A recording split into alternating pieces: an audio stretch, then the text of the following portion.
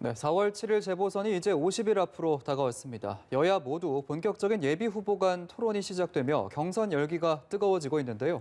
국회 연결해 자세히 알아보겠습니다.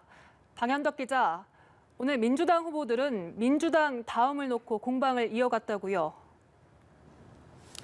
네, 어제 밤 늦게까지 첫 방송 토론을 한 민주당 후보들, 오늘도 선명성 경쟁을 이어갔습니다. 전날 우상호 후보로부터 수직 정원 등 자신의 부동산 공약이 민주당다움과 거리가 멀다는 비판을 받은 박영선 후보. 오늘 라디오에 나와서 민주당답다는 것은 혁신하는 것이라고 우 후보를 정면 반박했습니다.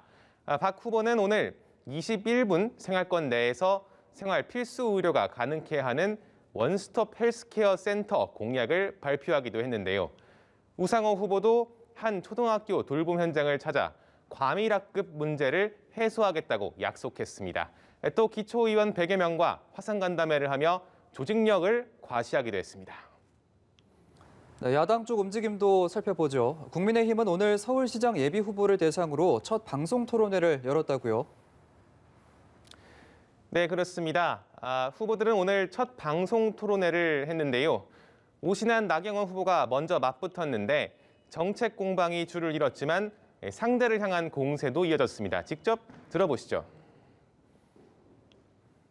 결국엔 가장 오른쪽에 계신 분이 그 얘기를 하니까 결국에는 될 것도 안 되는 거예요. 오신환 후보가 그날 아침에 조용히 가서 반대 투표만 하셨으면 그런 헌정 유린이 일어나지 않았을 겁니다.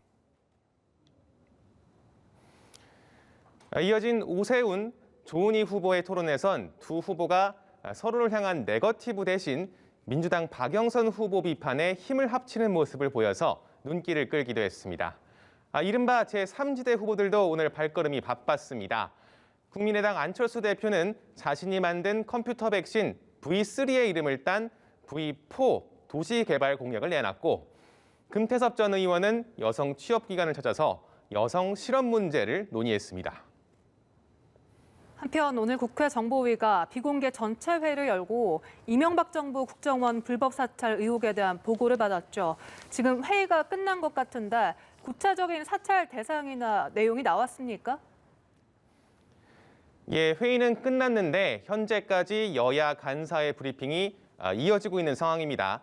일단 앞부분을 종합하면 국정원은 이명박 정부 당시 18대 국회의원 전원을 사찰했다는 의혹에 대해서 국회 정보위가 의결하면 비공개로 보고하는 방안을 검토하겠다고 밝혔습니다.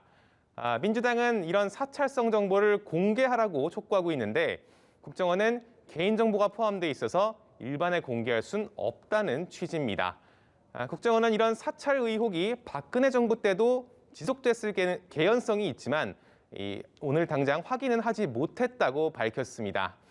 국민의힘은 여권이 이 사찰 의혹을 꺼내든 게 부산시장 주자 중에 선두에 있는 당시 청와대 정무수석 박형준 후보를 겨냥한 것이라고 의심하고 있는데요.